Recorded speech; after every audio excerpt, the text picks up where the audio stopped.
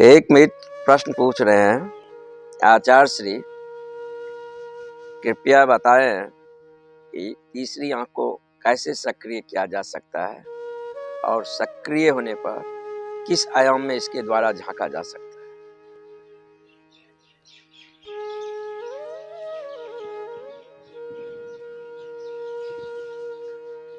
महान गणितज्ञ पाइथागोरस जब मिस्र के रहस्य के विद्यालय में प्रवेश करना चाहा तो उसे प्रवेश नहीं करने दिया और कहा गया उसे कि आप तब तक इस विद्यालय में प्रवेश नहीं पा सकते हैं जब तक प्राणायाम, योग और उपवास के विशेष प्रक्रियाओं द्वारा आप नहीं गुजरेंगे, तब तक आपको प्रवेश नहीं दिया जाएगा। पाइथागोरस बार बार कोशिश किया कि मुझे इस विद्यालय में प्रवेश करने दिया जाए, लेकिन अंततः उन्हें मना कर दिया गया। बाद में वो 40 दिन के उपवास, प्राणायाम, योग की प्रक्रियाओं से गुजरे और बोले जो कि अब आप पाइथागोरस को प्रवेश नहीं करने दे रहे हैं। जो मैं था वो मैं मस्तिष्क केंद्रित थे और मैं हृदय केंद्रित व्यक्ति हूँ, वह पाइथागोरस नहीं है। वास्तव में ये विधि पश्चिम के संपूर्ण अध्यात्म के रहस्य के जनक बन गया। ये विधि भगवान शिव प्रिय पार्वती को विज्ञान भैरव तंत्र सूत्र में इसकी चर्चा कर रहे हैं। हे देवी, दोनों आंखों के बीच भूमध्य में जो स्थान है वह सर्वग्राही है। वहाँ पर आंख को बंद करके दोनों आंखों से देखने की प्रयास करें, घूमने दें ऊर्जा को, और जब वो दोनों आंखों से देखने पर वो बिंदु पर ऊर्जा एकाग्र हो जाए तो उसे देखें। तो वहाँ आपको एक सूक्ष्म प्राण का कोमल स्पंदन का अनुभव होगा। जब ये अनुभव आए तब आप मात्र कल्पना करें कि मेरे पूरे मस्तिष्क जो है सो प्राण से भर गया है। मात्र कल्पना करें और कल्पना करें कि सहस्त्रार से वो प्रकाश के रूप में बरस रहा है। मात्र कल्पना करें जैसे आकाश से कोई बदली बरस रहा है या किसी वृक्ष के नीचे आप बैठे हैं और कोई फूल बरस रहा है। ऐसे कल्पना करें, उसमें आपका पुनः जो है सो नया जन्म हो जाएगा, रिवॉर्ड हो जाएगा। हमारा जो तीसरी आंख है उससे नीचे की हिस्सा शरीर के नीचे की भाग से जुड़े हुए और उससे ऊपर के हिस्सा तीसरी आंख का दूसरे भाग से जुड़े हुए, दूसरे चक्रों से के साथ जुड़े हुए। जब वो सक्रिय हो जाता है, एक्टिव हो जाते हैं, तो वहां हम ध्यान को एकाग्र करके किसी भी चीज के बारे में, किसी भी विषय के बारे में अगर हम जानना चाहते हैं, उस विषय के बारे में वहां ध्यान जब हम एकाग्र करके फोकस देंगे तो उस विषय के बारे में जान। ये जो हमारा आकाश है ये मल्टी डायमेंशन आकाश है। हम यहाँ जो कुछ एक्टिविटी करते हैं, जो कुछ बोलते हैं, कोई ध्वनि डेड नहीं होता। वो आकाश में ग्रुप्स के रूप में संग्रहित हो जाता है वो ध्वनि, वो साउंड। और आकाश मल्टी डायमेंशन है तो विभिन्न लेयर में जो है वो साउंड एक्टिव होकर वहाँ जो है सो वो उस बिंदु पर संग्रहित हो जाता है। जब उस बिंदु पर एकाग्र होकर हम उस डायमेंशन में देखेंगे और किसी भी चीज के जानने के प्रयास करेंगे तो उस आयाम के बारे में जो है सो कोडिंग खुलने लगता है। अब सबसे पहले जो है हम ये जाने कि तीसरी नेत्र की जो संपदा है सो अपूर्व है। ये दो आंखों से हम पदार्थ को, जगत को झांक सकते हैं, पदार्थ के जगत के बारे में जो कुछ जानकारी है सो झांक सकते हैं, लेकिन तीसरी आंख के द्वारा हम पदार्थ के बाहर हम झांक सकते हैं। उसके द्वारा हम देवता से भी संपर्क कर सकते हैं। भविष्य में क्या होने वाला है इसके बारे में जान सकते हैं। किसी के मन में क्या विचार चल रहा है ये जान सकते हैं। दिव्य दृष्टि, क्लियरवायरेंस, दूरदृष्टि, बहुत सारी आयाम उसके सामने खुल जाता है। तिब्बत में तो इसकी बहुत गहन प्रयोग किया गया है और तिब्बत ने जितनी थर्ड आई के प्रयोग किया है उतना अभी तक मनुष्य जात के इतिहास में कोई और नहीं प्रयोग किया गया। वो तो यहाँ तक उसको बाहर से ऑपरेशन करके खोला जा सकता है, इस आयाम पर भी काम किया है। मैं एक बुक पढ़ रहा था, लामा लेंगसेंग रंपा का बुक द थर्ड आई, जिसमें उस लामा लेंगसेंग रंपा को वह थर्ड आई बाहर से कैसे उसको खोला जाएगा, उसमें पूरी प्रक्रियाएं हैं, कैसे बाहर से उसको भी खोलकर एक्टिव हो जाएगा। ये सूत्र भारत को भी पता था, लेकिन भारत इसका उपयोग नहीं किया। भारत जो है इसके बारे में ऊर्जा को क्रिस्टलाइजेशन के एक बिंदु से गुजरना दिया और उसको एक बिंदु पर एकाग्र करके और उसे खोलना चाहा। जब ऊर्जा हमारी जो ऊर्जा है सो दो अक्ष में चलता है, एक हॉरिजेंटल, दूसरा वर्टिकल। हॉरिजेंटल एनर्जी क्षैतिज अक्ष हो गया, वर्टिकल ऊर्ध्वरेतस, ऊर्ध्वाकार हो गया। जब तक हम क्षैतिज अक्ष पर चलेंगे तब तक इसकी संभावना नहीं है, कोई उपाय नहीं है। जब ऊर्जा ये वर्टिकल हो जाएगा तब ये ऊर्जा जो है सो सभी चक्रों से गुजरते हुए थर्ड आई पर पहुंचता है। जैसे एक पानी से भरा हुआ एक बाल्टीन है और बाल्टी में छेद है तो धीरे धीरे पानी जो है सो उस छेद के माध्यम से निकला जा रहा है। लेकिन अगर छेद को बंद कर दें तो पानी जो है सो उसमें ओवर भरा रहेगा। तो हमारा जो जीवन है सो काम केंद्रित जीवन है। काम से 180 की डिग्री में हमें मूव करना चाहिए, पीठ कर लेना चाहिए। या यूँ कहें कि ये सेक्स एनर्जी का ट्रांसफॉर्मेशन है। जब ये एनर्जी हॉरिजेंटल अक्ष पर चलता है तो ये काम वासना बन जाते हैं। जब ये वर्टिकल रूप धारण कर लेता है, वेव धारण कर लेता है, तब ये कुंडलनी कहें या ऊर्जा का ऊर्ध्वाकार गति कहें, इस आयाम में वो गति करने लगता है। अब सबसे पहले जो है सो इसके लिए एक साथ अगर हम ये चाह रहे हैं कि काम और राम दोनों हो, नहीं संभव है।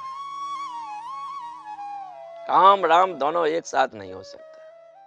ऊर्जा एक आयाम में जा सकता है तो काम से पीठ मोड़ना पड़ेगा। काम से पीठ मोड़ने के बाद ये नहीं उसका दमन किया जाए या नहीं इसको दबाया जाए, नहीं, कोई नहीं।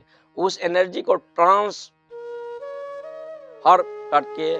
ट्रांसफॉर्मेशन करके वही एनर्जी जो है एक न्यू डायमेंशन पकड़ता है। जैसे उसे कुंडलनी को सांप को प्रतीक दिया गया है। सांप को हड्डी नहीं होता है और जब वह खड़ा होता है तो पूंछ के बल खड़ा होता है। तो मांसपेशियां के सहारा से कोई चीज खड़ा नहीं हो सकता है, कोई जानवर खड़ा नहीं हो सकता है। तो खड़ा तो हुआ क्या, तो ऊर्जा के बल से डायरेक्ट खड़ा हो गया वर्टिकल। और वैसे ही फन मारता है थर्ड आई पर जैसे सांप फन मारता है।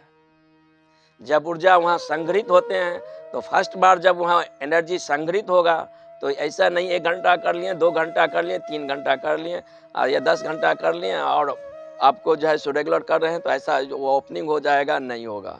24 का 24 घंटा चाहिए। अगर 24 के 24 घंटे में भी आप खाना खाने गए, लेटरिन गए, बाथरूम गए, तो उतने समय आप डिस्कनेक्ट हो गए तो फिर आपको पुनः शुरू करना पड़ेगा। उसको लगातार हैमरिंग चाहिए, लगातार हैमरिंग चाहिए, लगातार हैमरिंग चाहिए। लगातार हैमरिंग से ऊर्जा एक बिंदु पर क्रिस्टलाइज हो जाता है। जब लगातार एक बिंदु पर ऊर्जा वो क्रिस्टलाइज हो जाता है तो बिंदु पर जो है वो ऊर्जा ही उस बिंदु को छेदते हुए वहाँ से विस्फोट होता है। वो विस्फोट ऐसा होता है जो किसी मकान में डायनामाइट लगा देते हैं, मकान के परखर्जा उड़ जाता है। ऐसा व्यक्तित्व में वह विस्फोट मस्तिष्क में होता है। लगता है कि मस्तिष्क के प्रत्येक कोश का अनेकों भाग में विस्फोटित होकर गिर चुका हुआ है। मस्तिष्क के पूरा यंत्र संरचना टूट गया है, फट गया है। मस्तिष्क मृत्यु के जैसा लगता है कि अब मेरा मृत्यु ही हो जाएगा। और मृत्यु से कम पर यह फूल नहीं खिलता है। बड़े साहस चाहिए, ये एक ज्वारी का जो चित्त दशा जिसको होना है, जो ज्वारी के चित्त दशा में है वही लगा सकते हैं। दांव पूरा लगाना पड़ेगा, पूरा दांव लगाना पड़ेगा, पूरी श्रम, पूरी जीवन, और होने न होने की तो प्रश्न ही नहीं है। जब पूरा आदमी डेडिकेट करके इस पर लगा दिया जाता है तो वो ऊर्जा को एक बिंदु पर संग्रहित होता है, वो ऊर्जा जो है सो बीच में एक छेद करता हुआ बाहर विस्फोट होता है। तो अभी तक जो हम सीमित आकृति में रहते हैं, बॉडी की सीमित सीमा है, इस सीमित आकृति में रहते हैं, तब हमारा डायमेंशन बढ़ जाता है। ठीक है, जैसे एक टेबल पर हम देख या गिलास को रखा हुआ है, तो हम जो देखते हैं गिलास को, तो टेबल के सदृश में गिलास को देखते हैं। और इसे ऐसा भी देखा जा सकता है, गिलास के सदृश में टेबल को देखा जा सकता है। या यूँ कहें कि गिलास में हाफ गिलास पानी है तो हम कहेंगे गिलास आधा खाली है, या गिलास आधा भरा हुआ है। तो डायमेंशन लुक बड़ा हो जाता है। आप अपने को अब सीमित नहीं असीमित जानेंगे। जब ये सक्रिय हो जाएगा, तो अब सक्रिय होने से ही जस्ट नहीं ओपनिंग हो जाएगा, ओपनिंग तो हो गया, अब इसके पर काम करना पड़ा। चाहिए ऊर्जा, चाहिए ऊर्जा, इसका भोजन है, एनर्जी इसका भोजन है। इसको जितना ऊर्जा होगा ये उतना शक्तिशाली होता चला जाएगा, जितना इसकी एनर्जी देंगे उतना ये विकसित होता चला जाएगा। मेरे 1998 में ये सक्रिय हो गया, वहाँ से लगभग अभी तक काम कर रहे हैं और लगातार दिन रात काम कर रहे हैं, और सक्रिय होने की इसका विशाल बढ़ता चला जाता है। तब आपका बॉडी नहीं होगा, बॉडी लेसनेस का आपका बोध होगा, शरीर में रहते हुए विदेह का अनुभव होगा। आपको एक न्यू डायमेंशन, न्यू आयाम आपके सामने प्रत्यक्ष हो जाएगा। आप जब सामान्य आदमी यहाँ देखता है तो आदमी को जो है सो घर दिखता है, आदमी दिखता है, बैल देखता है, वृक्ष दिखता है, लेकिन जिसका थर्ड आई सक्रिय हो गया है वह यही नहीं देखेगा। अगर यहाँ कोई प्रेत आत्मा है तो वह भी देखेगा। मैं यहाँ पर ध्यान कर रहा था, मेरे बगल के एक पड़ोसी थे, वह दिल्ली में रहते थे, मैं यहाँ रहता था। मैंने उस समय ध्यान में देखा, उनसे मुझसे कोई लगाव होगा, ये मेरे प्रति उनका कोई प्रेमपूर्ण दृश्य होगा। उसने मैंने देखा कि एक हफ्ता के बाद उनके यहाँ कुछ डॉक्यूमेंट्स और कुछ पैसा चोरी होने वाला है। जब मैं ध्यान से निकला तो कहा कि ये क्या घटना है। तब मैं उस आदमी को फ़ोन किया, कहा कि एक हफ्ता के बाद जो है आपको डॉक्यूमेंट्स, आपका पैसा चोरी होने वाला है और आप उसे बैंक को लॉकर में रख दें। वो गई बैंक के लॉकर में अपने पैसा, अपने डॉक्यूमेंट्स को रख दिया। एक हफ्ता के बाद वो फ़ोन कर रहा है, क्योंकि मैं रिक्शा पर आ रहा था, सब सामान तो रख दिए थे, कुछ पैन कार्ड, आधार कार्ड, कुछ पैसा मेरा बैग में था। अचानक एक लड़का आया, छीन कर भाग गया। अब देखो कितनी दूर की घटना है। कौन चोर है मैं नहीं जानता हूँ, कौन चोरी करेगा मुझे कुछ पता नहीं है, क्या होगा नहीं होगा, लेकिन उसके मन में एक विचार आया है, घटना कॉस्मिक हो चुकी है, और वो ख्याल आया, वो विचार को वेव और ट्रांसमिशन जस्ट कैच कर लिया जा सकता है। या इसे यूँ ऐसे ही समझे जैसे हवाई जहाज है, हवाई जहाज में राडार लगा रहता है, राडार लगा रहता है, इसलिए 200 मील दूर बादल है कि वर्षा हो रही है कि पक्षी जा रहा है, तो उसका सूचना राडार पर जस्ट आ जाता है। जब राडार पर उसका चित्र आ जाता है, तभी से बचाने के अगर प्रयास करेगा पायलट, तभी वह हवाई जहाज को दुर्घटना से बचा सकता है, नहीं तो वह हवाई जहाज क्रश कर जाएगा, क्योंकि उसका गति इतनी तीव्र है। लेकिन ये तीसरी जो आंख है, ये रडार से भी इसकी बहुत गति है। जब ये सक्रिय हो जाता है, इससे ऊपर की जितनी हमारी मस्तिष्क है वो पूरा एक्टिव हो जाता है, पूरा सक्रिय हो जाता है, और उसके द्वारा हम देवताओं से भी संपर्क कर सकते हैं, प्रेत आत्माओं के संपर्क कर सकते हैं। उसके द्वारा हम किसी के मन के विचार को पढ़ सकते हैं, दूर बैठे हुए किसी से संपर्क कर सकते हैं, किसी को बिना बोले कोई बात कह सकता हूँ। मैं एक पढ़ रहा था, एक